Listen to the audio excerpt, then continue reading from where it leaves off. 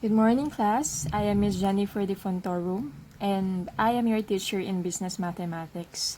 For today, I'm going to discuss briefly one of your lesson in Module 1.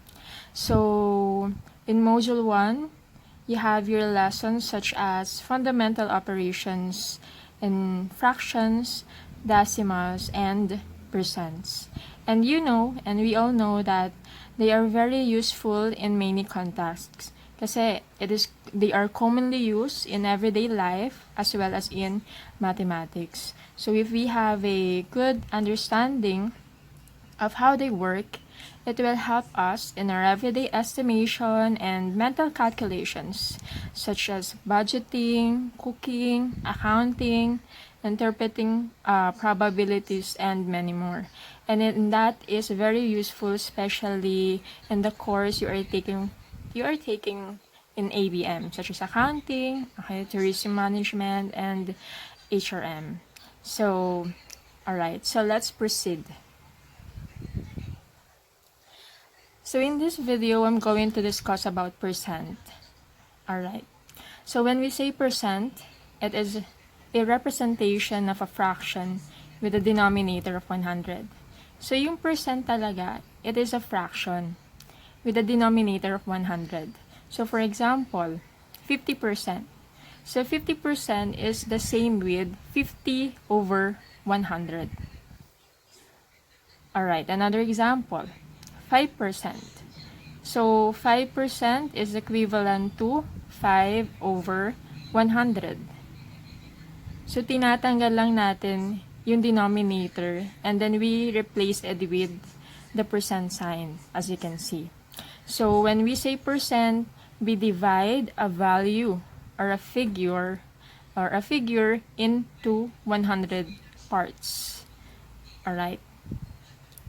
So in solving problems that involve percent, we use PRB. Okay? So, ano ba? Ano yung PR and B? So when we say P, that is percentage, it is a portion or the part or a share. So it is the part of the base. Okay? It is a part of the whole determined by the rate. So, part siya nung isang kabuuan. And yung buo na yun yung tinatawag natin na base, which is the whole or original.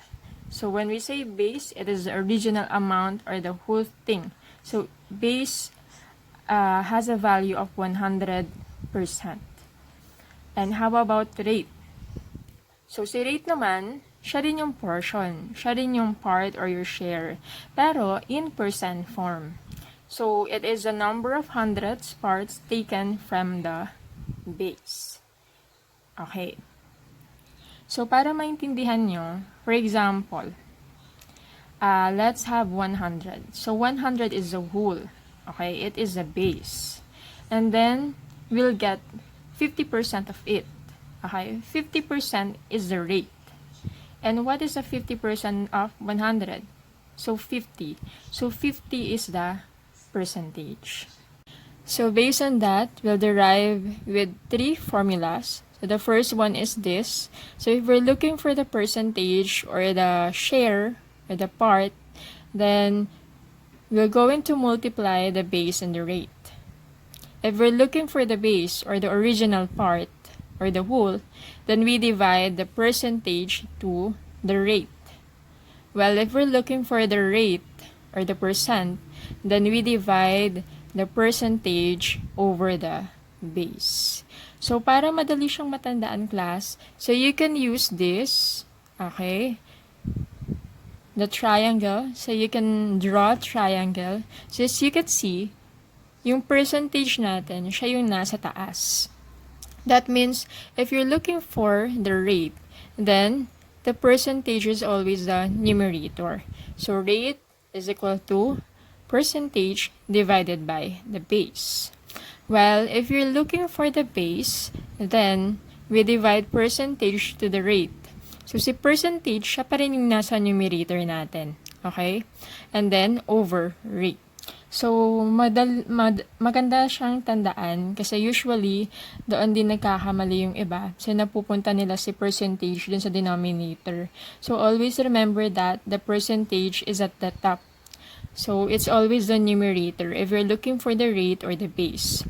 But of course, if you're looking for the percentage itself, then you just have to multiply rate and the base. PRB problems look easy because we have here a not so complex formula such as multiplication and division lang. But actually, PRB problems is one of the trickiest word problems in mathematics kasi it really needs comprehension and analyzation before you proceed with your formula and solutions. So, yung mga na-encounter natin na mga madadaling PRB problems, yung automatic, nakikita natin agad yung mga given. Like, nandun na yung percentage, yung rate, yung base, madali lang siyang i-identify. But for my video, I prepare some of the problems that really need analyzation. So, yes, let's get it on. So, let's start. Let's start with a short drill first. So, number 1. So, 25% of 400 is what? So, what are we looking for here? Is it the percentage, the base, or the rate? So, as you can see, we already have the percent here. So, 25% is the rate. Yung off class, okay, that is considered as multiplication. So, as you can see, if that is multiplication and is equal, then we're looking for the percentage. So, 25% of 400 is what? So, we're looking for the share or the part of 400, which is 25%. So, the answer is 100. So, 25% of 400 is 100. Okay, let's have number 2. 150 is what of 300? So, is equal, of is times. So, that means 150 is our percentage and 300, of course, it is the base. Okay, so we're looking for the rate. Okay, yung percent yung nawawala. So, ilang percent daw? Si 150 ng 300. So, since we're looking for the rate, our formula would be rate is equal to percentage divided by the base. So, the answer will be 50%.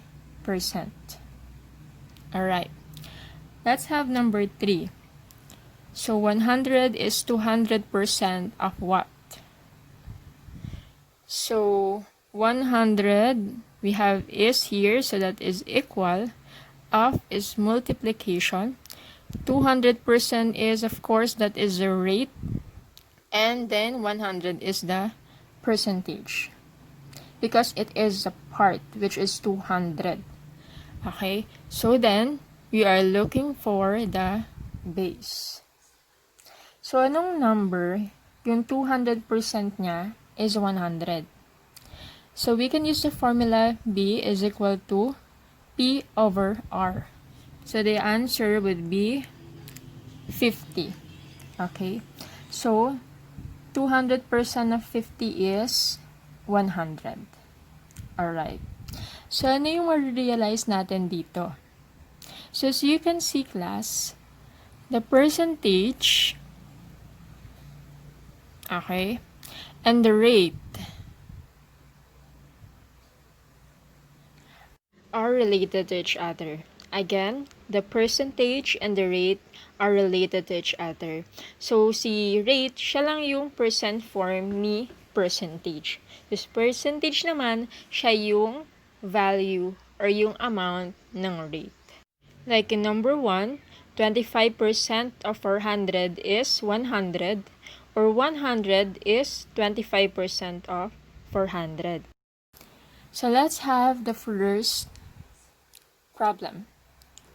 So, a store manager was told by her assistant that 70% of their maong pans were already sold. If there are only 6 maong pants remaining, how many maong pants were up for sale at first? Okay, so what are we looking for? We're looking for how many maong pants were up for sale at first. So, ibig sabihin, we're looking for the original number. Alright? So, we're looking for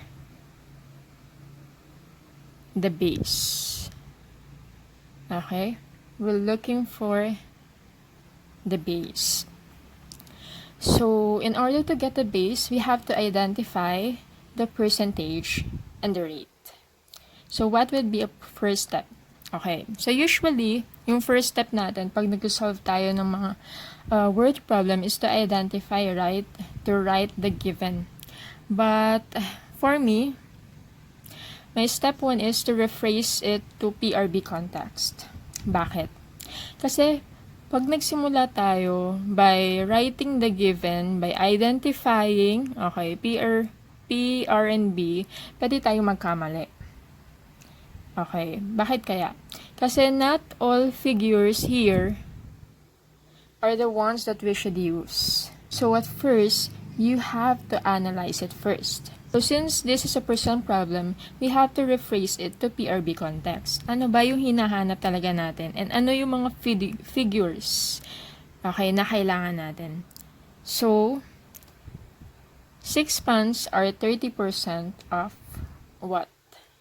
Okay, where did we get 6? Okay, so sabi dito, 6 maong pants remaining. Okay, yan yung natitira natin. So, yan yung ating percentage. So, what is the rate of the percentage? It's not 70%. Kasi yung 70%, yan yung nabili na. So, ibig sabihin, si 6% ay 30%. So, 100% minus 70% equals 30%. So, 6 pants are 30% of what? Okay, so we're looking for how many maong pants were up for sale at first. So, after rephrasing that to PRB context or after analyzing the problem, we'll have to identify the percentage, rate, and base in order to get the correct formula. Okay, so what is the percentage? Yes, the percentage is 6 pants. The rate will be 30%. So the formula would be base is equal to P over R.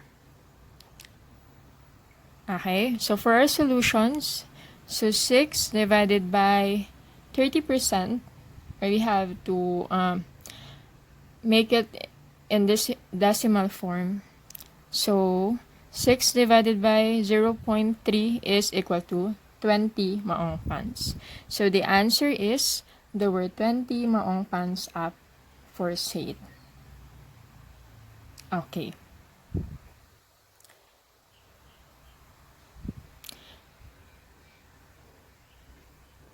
So, ano yung dapat nating tandaan? Again, hindi lahat ng numbers or figures na makikita nyo sa word problem, ayan na yung gagamitin natin. Okay? No. We really have to analyze it first. So that's why we came up with 6 pants or 30% off. Because like what I've said a while ago, the percentage, okay, and the rate are equal to each other. Okay? So, si rate, siya lang yung percent form ng percentage. Kaya kung ang nilagay natin dito ay 70%, okay, magkakamali tayo. Kasi 6 is not 70% of the original, okay, number of maong pants. Alright, so always remember that. Okay, let's have number 2. So, it's actually the same. So, gumawa ko ng dalawang example para mas lalo ninyo siyang maintindihan. Okay? So, for number 2, during a sale with all items marked 20% off, Kim bought a dress at 200 pesos. What was the original price of the dress? Okay. So, we have to analyze it first. So, we're looking for the original price. Ibig sabihin, ang nawawala ay ang ating base. Alright. So, we have 200 pesos. Okay? So, ito na yung sale price natin. Nabili niya na yung dress ng 200 pesos. And we also have a discount of 20%. So, is 200 20%? No, right? So, 200 is not 20%. So, step 1, we have to rephrase it to PRB context. And ang makukuha natin dyan is 200 is 80% of the original price. So, how did we get 80%? So, we deduct 20% to 100%. Okay? Again, 100% represents the whole. Okay? The original price of the dress. So, step number 2, we have to identify the percentage rate and base in order to get the correct formula. So since we're looking for, okay, so write the given.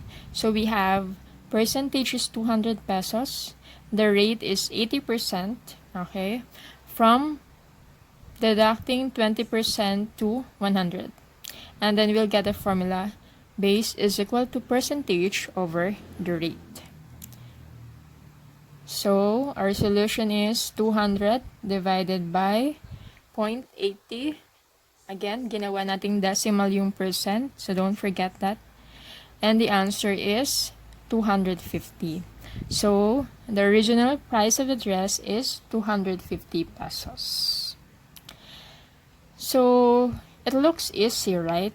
But actually, in my many years of teaching, ito yung problem na usually na nagkakamali yung student. Just because of not analyzing the problem. Alright? So we really have to analyze the problem first. We really have to rephrase it to PRB contest. Alright, let's have number 3. So an online shop noticed that there is an increase in their sales order from 150 last month to 240 sales order this month. So how big is the increase in percent? So we're looking for the percent of the increase. So that means ang nawawala ay si rate. Okay, we're looking for the rate.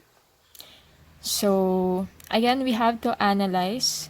So since ang hinahanap natin ay percent ng increase, the percentage should be the increase. Okay, ilan ba yung itinaas natin? So, we have 150 last month to 240. So, ibig sabihin, ang increase natin is, very good, 90. So, 90 is the percentage. So, step 1, rephrase to PRB context. We'll get 90 sales order is what percent of 150. So, 150 kasi siya yung original natin or yung old value. Siya yung dati nating number of sales order. So, yan ang gagamitin natin, hindi yung 240. Like what I've said a while ago, the base is the original value. Alright. So, let's identify the given in order to get the correct formula. So the percentage is 90. So we got that from deducting 150 to 240 para makita natin yung increase kasi we're looking for the increase in percent. And then the base is 150 because that is the original, okay, number of sales order. So the formula is rate is equal to P over B. Solution, B is equal to 90 divided by, this is R, okay? So rate is equal to 90 divided by 150, so the answer is 60%. So the increase in percent of the online shop sales order is 60%. Alright. Let's have the last example. So, 67% of female students in CEIS Manila uses cosmetics. If there are 1,200 students and 3/4 are female, how many female students use cosmetics? So again, we have to analyze. So again, we have to analyze the problem. So as you can see, we have 67% here. All right, and we have 1,200 students, and then 3/4 are female. Okay, so since nasabi dito, 67% of female, so female yung hinahanap natin, and there are 1,200 students, we have to get the 3/4 of 1,200 students. Kasi itong 1,200 students na to, kasama dyan pati yung mga male students natin. So, we're looking for the female students lang.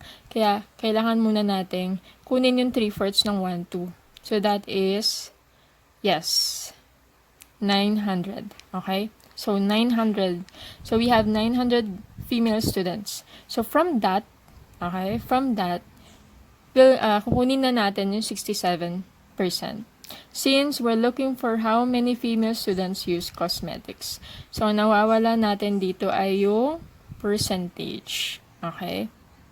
And that percentage is 67% of the female students. So, let's rephrase it to PRB context.